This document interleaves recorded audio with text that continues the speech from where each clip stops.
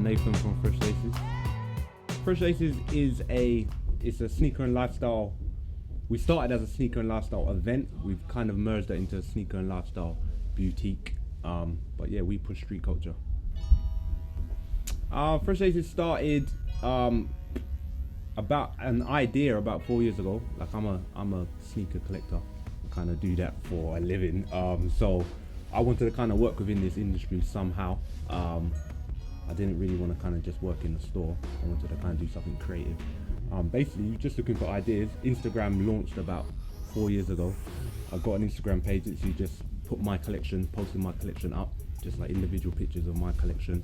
That kind of got like a good following, and that kind of merged into creating a sort of event, a one-day pop-up event, which we done our first one in April 2013, so just over 3 years ago. And it's just gone onwards and upwards from there, man. My wife, she is the business head behind the, I'm the sneaker guy, and she's a businesswoman. So she always kind of really pushed me to try and convert a passion into a business. It was difficult, but it's not difficult because the passion's there. So just kind of built a following through social media. Decided to put on an event just to kind of see how it would go. We got about 150, 200 people to our first event.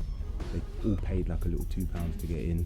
And we just, from that day, we kind of saw an opportunity to kind of take this further. And then we just kind of built a team, got to planning, and here we are today, man. We wanted to kind of create the whole lifestyle culture behind this game, do you know what I mean? So it's sneakers, it's fashion, it's art, it's hip hop. So we kind of wanted to merge all of those 4 elements into a one-day event. So we got a few kind of independent clothing brands. To be honest, when we first started, it was just people we knew, friends who've got t-shirt lines, friends who do hats.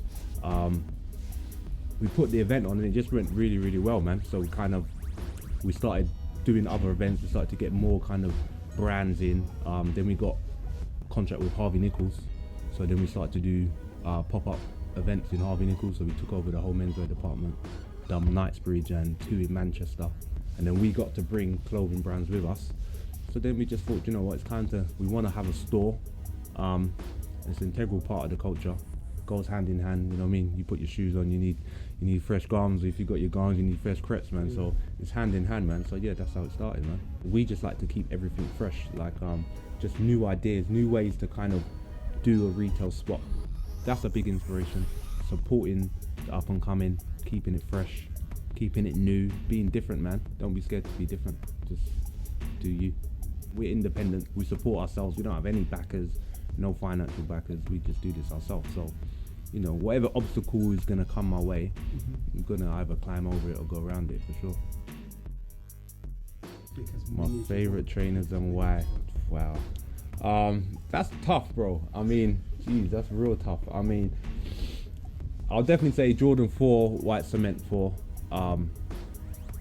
That's probably like the shoe that caught my eye when I was a kid. My older brother had a pair. I never got a pair, but they was in Do the Right Thing, the movie, with the little red, gold, and green lace in it. So that's like an old Spike Lee movie from 1989. I think the Air Max 95. Will I pick a color? I don't know. Probably a neon, like the OG. But when the 95s dropped in 95, I was a teenager, just about getting to the point where I could afford my own shoes. So that's got a lot of history, man. You know what I mean? That's to me, that's South London personified. So definitely that's in the top 5 too. I would like to say, right, a Huarache, only because when I went to New York about 1994, I brought back a pair of Nike Huaraches and a pair of Nike Carnivals. That was like a Huarache hybrid. And I would say that got me into trainings. That got me, you go to school with your fresh pair of trainings from America, everyone goes, you know what I mean, you're the man for that moment. So I think that got me, not in terms of the silhouette, but just in terms of that purchase and that shoe and kind of what it done for me to get into trainers. So yeah, I was just gonna throw in ACG Moab. Moab is a night colorway. It's like a tan, orange and purple. I collect them. I collect that colorway in different silhouettes. So the original was an ACG Moab. So yeah, that's definitely in the top 5 for sure. And I'll leave the 5th spot open.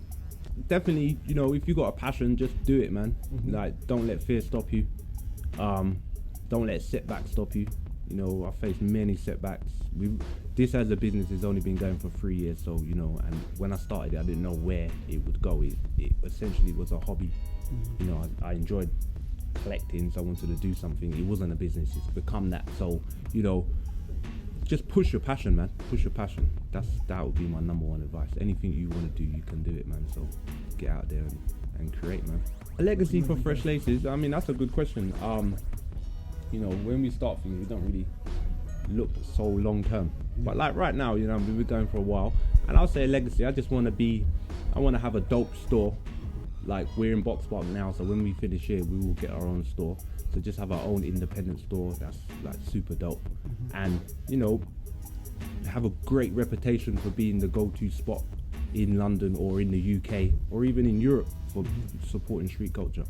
Do you know what I mean? This is going to be a unique spot, and we want to like continue to build and continue to kind of put the UK on the map as well, man. So our legacy would just be supporting street culture in the UK wholeheartedly, not just for the money.